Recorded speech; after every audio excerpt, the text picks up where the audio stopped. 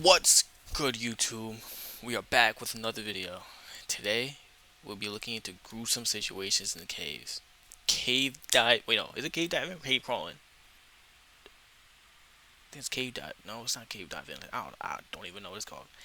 It's freaking cave gone horribly wrong, I think, or something like that. Yeah, I mean that's the name of the title, but We'll I be think looking at two horrifying caving stories that went horribly wrong.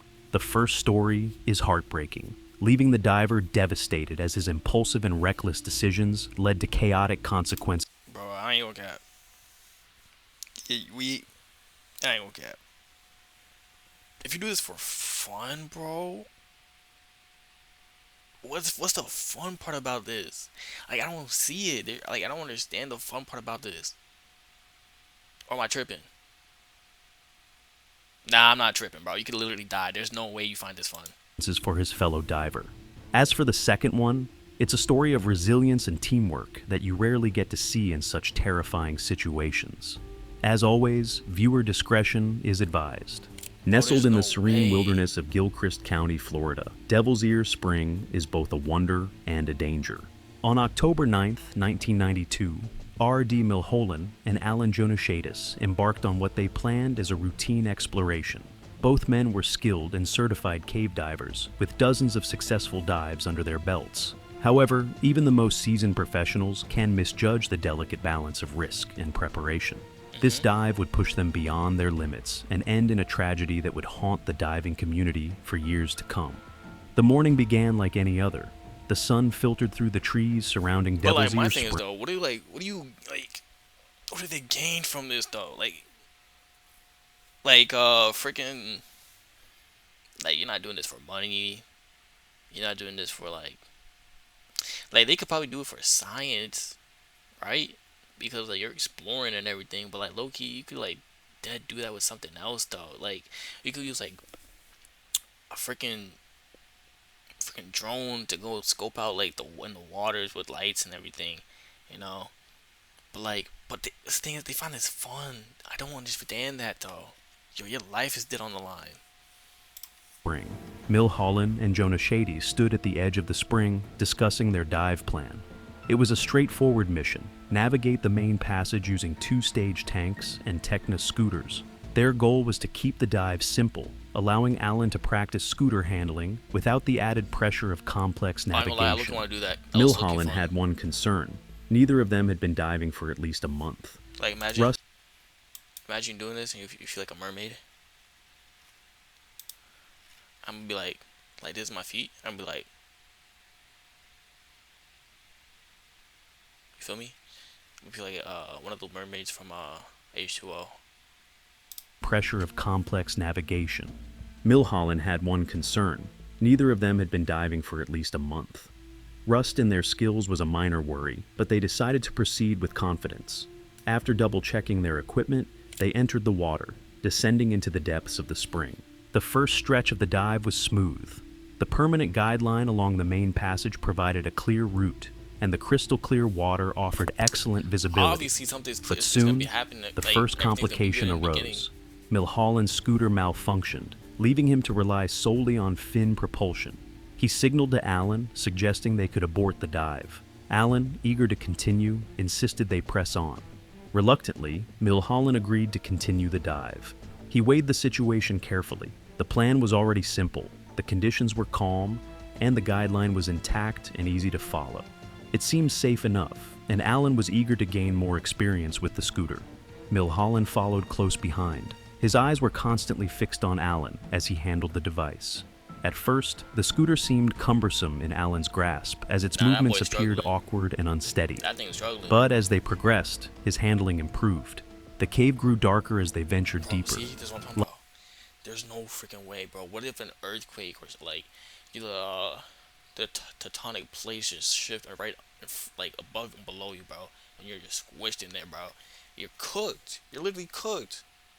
Oh my gosh. Light from the surface was nothing but a memory now, and their dive lights created sharp, focused beams.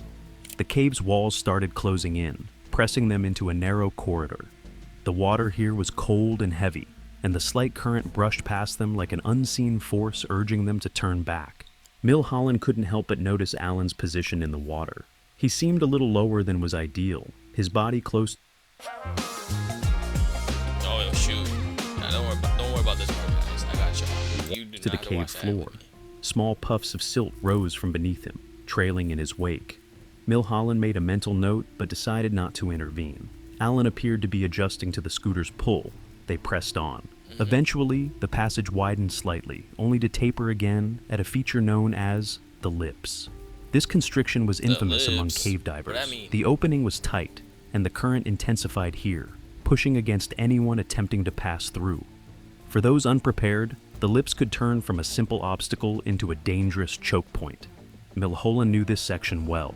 It required precision, control, and composure, qualities Alan would need to demonstrate with the scooter. The atmosphere shifted you as said they to move approached. around? The Oh once my steady gosh. current grew stronger, tugging at them like invisible hands. No, you should have Silt and small particles At this part, I'm okay. You should have turned back. You should have turned back. Save it for, do this for another day. It's already bad news enough that like this dude over here, Alan, his propulsion device ain't really propulsioning. You know what I mean? It's already bad enough. But like to face this now, y'all literally just asking for it. Y'all asking for it. swirled in the water, carried by the flow. Milholland stopped and turned to Alan, signaling with his light. He asked if his partner was ready to proceed. Alan responded confidently, his light flashing a reassuring okay. Despite the response, Milholland couldn't shake a slight unease. He pushed it aside and took the lead, positioning himself for the narrow passage ahead. The current pressed against him with increasing force, turning even small movements into a challenge. He See, used no, deliberate, absolutely controlled not. kicks, inching Absolutely forward not. through the constriction. On the other side, the current eased slightly and Milholland turned back to watch Alan follow. At first, everything seemed fine. Alan approached cautiously, the beam from his light steady and focused. But as he entered the lips, the scooter's power became evident. I knew Its that would propeller happen. created a turbulence that disturbed the already forceful current, and Alan seemed to struggle with maintaining control. Milholland's chest tightened as he watched Alan's light begin to wobble, the beam shaking erratically as if the scooter were pulling him in unintended directions. The glow became a frantic dance of light on the walls before it suddenly Oh, I had a feeling that would happen. Oh my gosh, I knew it. He's stuck in there. He's stuck in there. And it's the fact that it's going to be pushed him down and he can't do nothing about it. And I know for a fact. I hope he made it out. I hope he got it out. I feel like he's about to, like, his air tank is about to, like, disappeared finish or something. entirely. Oh. For a moment, Milholland froze. His mind raced through possibilities. Was Alan stuck? Had he lost control of the scooter? Was he injured? The seconds felt like hours as Milholland hovered in the water, trying to process what had just happened. Milholland's instincts took over. He swam back toward the constriction, the current now a relentless force working against him. Each kick of his fins felt like a monumental effort as he pushed forward, his breathing quickening with exertion. His light swept the tunnel, bouncing off the jagged walls and uneven floor. But there was no sign of Alan. The constriction felt tighter this time, the passage more oppressive. The Bro, strong Alan flow might be pushed good, against bro. Milholland's chest and face, making progress agonizingly slow. Finally, he emerged on the other side, only to find nothing but darkness and empty water. Alan was gone. Milholland forced himself to stay calm, drawing on years of training. He began a systematic search, his light moving methodically across the walls and floor. Bro, it's the He fact looked that for he has, like, limited time, though, because it's air tank. How long does the air tank last?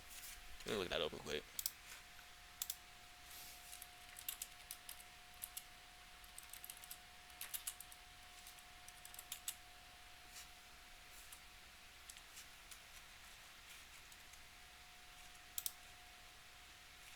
Oh, depends on liters?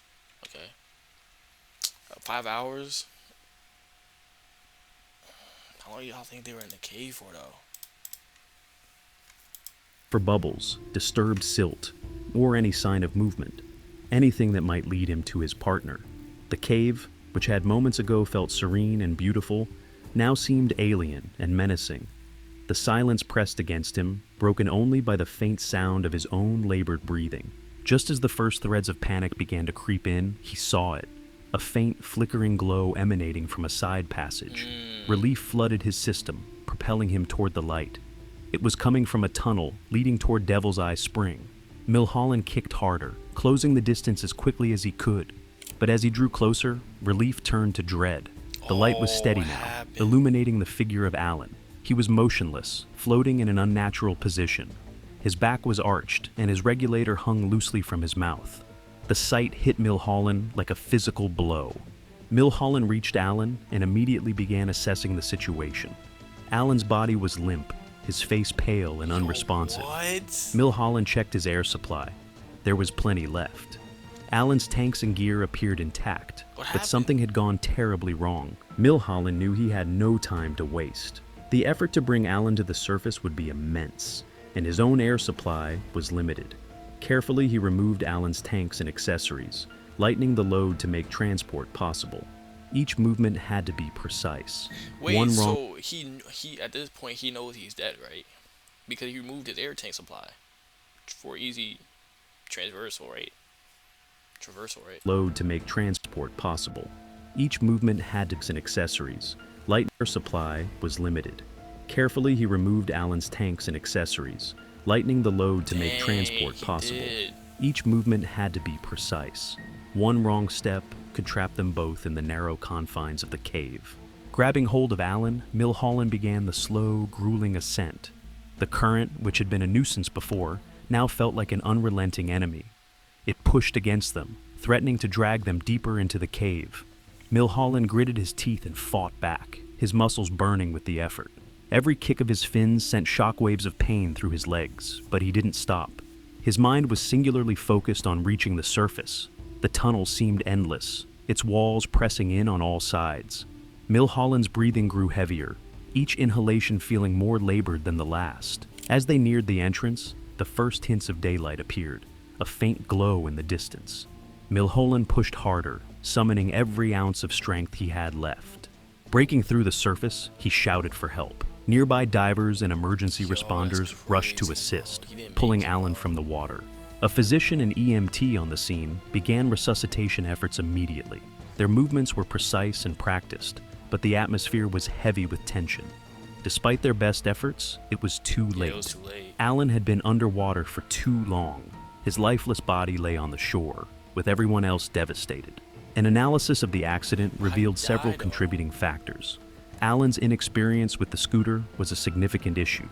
Using a scooter requires precise buoyancy control and the ability to multitask under pressure. In the tight confines of the lips, Alan likely overexerted himself, leading to a buildup of carbon dioxide in his system. This can cause confusion. Leading to a buildup of confines of the lips, Alan likely overexerted himself, leading to a buildup of carbon dioxide in his system. This can cause confusion, panic, and impaired judgment, deadly conditions in a cave. Another critical factor was the absence of a guideline to the surface. Although the permanent line provided a route through the cave, it was positioned several feet up the wall, away from the flow of the current. For a disoriented diver struggling with CO2 poisoning, this small detail could make all the difference. Alan may have lost sight of the line and mistakenly followed the current into the side passage. Milholland, devastated by the loss of his friend, shared his story in the hope that others might learn from it. This next story involves brilliance and a series of he died from carbon dioxide poisoning then. Sheesh. Decision-making that you'd expect from someone who has done caving for decades. McPhail's Cave, nestled in the rolling hills of New York, is a renowned destination for seasoned cavers. Its vast network of tunnels, intricate formations, and challenging passageways attract adventurers eager to explore intricate that looks fun to y'all? Like, that water looks like it's falling on its head too hard to be fun. Formations and challenging look at that. Passageways. You're wet and cold. Just think about that. Wet, cold, in a dark place. Freak no. Look at that water being rushed down. You slip and fall, you break your head. Adventurers you're done. Eager to explore its depths. Despite its beauty, the cave is not without its dangers. On August 3rd, 1996, a team set out for what they thought would be a routine and leisurely excursion. However, nature had other plans, putting the lives of Bob Zimmerman, Richard Borowski, and Luis and Moni Esperanza at grave risk. Their journey, which started with excitement and camaraderie, would soon test their endurance, resourcefulness, and teamwork. The expedition began on a bright summer morning with high spirits and little concern for what lay ahead. Bob Zimmerman, a veteran who had been exploring McPhail's cave for years, led the group. With more than 24 trips under his belt, Zimmerman knew the cave like the back of his hand. His extensive experience made him the natural leader for this outing. Accompanying him were his friends Richard Borowski and Luis and Moni Esperanza, who shared his enthusiasm for the adventure. The group entered the cave through its locked gate, securing the key on a ledge for safekeeping. This common practice ensured they would. If there's a lock for the entry, you shouldn't be doing that. You know what I'm saying? Even though their experience, as he probably stated back then, but like still though, bro, everything comes with a price, man. If you want to lose it, if you want to risk it, hey man, it's your life. You do what you want when you're popping, man. Wouldn't lose access to the entrance on their way out. The stream running through the cave was a mere 3 to 4 inches deep, typical for this time of year, indicating stable conditions. With no sign of trouble, they descended deeper into the cave, reaching Koiman's dome by mid-morning. At 11:30 a.m., they paused to leave their vertical climbing gear on a high ledge in the dome, confident they wouldn't need it until their return. After hours of exploration, the team decided to head back toward the entrance at around 4:30 p.m. They estimated they would exit the cave by 7:30 p.m., giving them plenty of time to enjoy a pleasant trip without overstaying their welcome. Zimmerman and Borowski lagged slightly behind, stopping for a short rest in the first breakdown room, located roughly 3,000. Bro, what do y'all need rest for? And why y'all splitting up? Don't y'all know when you split up, bad things happen when y'all split up? Just think about it. Come on, 1,500 feet from the cave's entrance. Meanwhile, Luis and Moni Esperanza went on ahead. Unbeknownst to the group, a severe storm had begun to rage above ground. A sudden downpour blanketed the area, saturating the already waterlogged soil. Rainwater began surging through the cave's drainage system, flooding the passages. As Zimmerman and Borowski resumed their journey, they noticed the stream's water level rising alarmingly fast. What had been a shallow trickle just hours earlier was now a powerful current. The force of the water made it increasingly difficult to move forward, forcing them to climb above the stream bed using a technique called chimneys. This precarious maneuver involved bracing against opposite walls to avoid the rushing water below. After an hour of struggling against the rising water, Zimmerman and Borowski reached a notable cave formation called the Brain, where they found the Esperanzas waiting. By this time, the situation had deteriorated dramatically. The water level in the passage had surged to 6 feet, transforming the once passable stream into a dangerous torrent. The Esperanzas were perched on a ledge above the water, waiting anxiously for Zimmerman and Borowski to arrive. However, reuniting came with its own challenges. Borowski found himself unable to climb up to the ledge due to the slippery surfaces and the force of the water. With teamwork and determination, the group managed to pull him to safety. Together again. This is the fun part they're talking about, huh? This is the fun part they're talking about? The teamwork part? The determination part? Because your life is on the line? That's the fun part?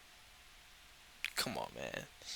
Come on, bro. If you want some teamwork activity, play some freaking tennis, bro. Some calm little 1v1s, basketball 2v2s, bro. They assessed their situation. Still over 2,000 feet from the entrance, they realized they were trapped. Moving forward against the raging flood was not only unwise, but potentially deadly. They decided to wait for the water to recede. The four huddled on the ledge, cold and wet, as the hours dragged on. They watched the water levels carefully, hoping the flood would subside quickly. By 7:30 p.m., there were signs of improvement. The water was beginning to recede. However, progress was painfully slow. It wasn't until 11 p.m. that the water level had dropped by about 2 feet. 11 p.m.? Wait, Didn't they say they're trying to head out the cave by 7 p.m.? I guess the flood probably like prevented them from leaving, but I guess, but like still 7, 8, 9, 10, 11. That's 4 extra hours in that cave, dog.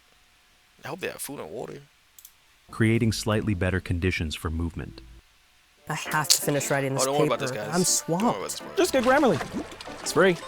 Can it help with Gotcha. Don't have to watch that ad with me. Encouraged but cautious, they decided to push forward. Chimneying above the stream wherever possible, they painstakingly Oh my gosh. Oh my gosh. No way. Oh freak. Oh my gosh. made their way toward Koiman's dome. The journey was grueling, but they pressed on, knowing the dome was a critical point on their route to the surface. Upon reaching the dome just before midnight, they were met with a disheartening sight. What is that? The waterfall cascading down from above had grown into a roaring torrent, making it impossible to climb safely. Forced to retreat, the group moved to an area known as Dreamland, where they could find higher ground and wait for the flood to subside further. Time stretched endlessly as the group waited in Dreamland. The cold, damp air of the cave began to sap their Bro, I'll energy. be sick. Without proper protection, their wet I would literally be sick the next day. It's cold, wet, and there's mad bacteria in that water and in the cave that you don't even know of, and it's just contaminating you, bro. Yeah, no, I'm good. I'm good off that. clothing offered little insulation, leaving them vulnerable to hypothermia. Their carbide lamps, essential for light and a small amount of warmth, were running dangerously low on fuel. The flickering light added to the psychological toll of the situation. Desperation forced the group to improvise. They used plastic bags as makeshift hats and shirts to retain body heat. This resourceful solution helped combat the wait, cold. what did they do? Shirts to force the group to improvise. They used plastic bags as makeshift hats and shirts to No way use plastic bags to hope you stay warm. That is doing minimal, like minimal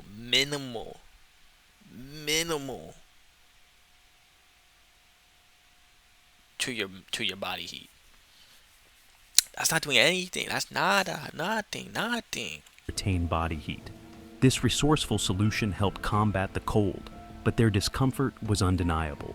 Thoughts of past tragedies in McPhail's cave loomed large in their minds. They knew of previous fatalities caused by climbers attempting to navigate waterfalls in similar conditions. The decision to wait, as frustrating as it was, remained the safest option. They were losing their reserve Yeah, body they had energy and nothing now else to were do fearing except tragic waiting. outcomes. By 1:40 a.m., the water level had dropped another 3 inches. Although 1:40 a.m., bro. Yo, I ain't gonna lie, they got pneumonia or something. They got pneumonia. Ain't no way. Though the conditions were still far from ideal, the group realized they could not afford to wait any longer. Their physical and mental reserves were dwindling, and they needed to make their move. Summoning the last of their strength, they approached the waterfall in Koiman's dome. The climb was treacherous, with the water still pounding down from above. Each step required precision and focus. Reaching the ledge where their vertical gear was stored, Bro they said were enough relieved is to find the enough. key to Let me the get gate outta still here. in place. The floodwaters had not washed it away, sparing them a devastating setback. With renewed determination, the group continued toward the entrance. Navigating the remaining flooded passages was exhausting, but they pressed on, driven by the thought of reaching the surface. At last, the cavers reached the entrance gate and unlocked it. Emerging into the cool morning air at around 5 a.m., Bro, they were overcome with relief. The storm had passed, and the world above ground was calm and still. Their ordeal had lasted nearly 18 hours, pushing them to their limits. That's tough. Exhausted, I'll be- cold, and grateful to you be know. alive, they took a moment to reflect on the experience. While their adventure had been far more harrowing than expected, their teamwork and level-headed decision-making had seen them through. Zimmerman, reflecting on the incident, noted that he had never known McPhail's cave to flood in the summer. The unusual combination of saturated soil and an intense storm cell created an unprecedented scenario.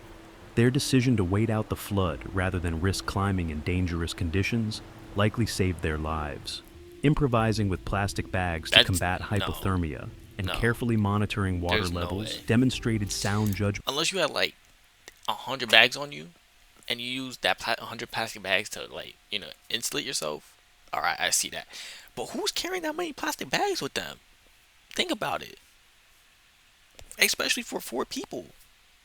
They got like 3 plastic bags for each person. Frick no.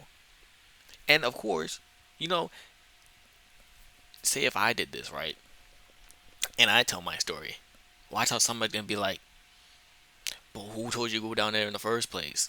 Of course, I'll be the one getting hit with that strike. But you don't see any other people be getting hit with these strikes. But that's crazy though, Under pressure. bro. I ain't gonna cap, y'all. If you guys find this fascinating and interesting to do cave diving and everything, just make sure you be prepared, stay safe going to the cave, do some research, do some knowledge, make sure like what I mean by do some research, I'm talking about like see if the like the the cave floods like Hollywood like they experienced it, you know, because like I said, you never know what's gonna happen until it happens for real. You never know. But this was a W video. I hope you guys like, comment, subscribe, and I'm gonna catch you on the next one.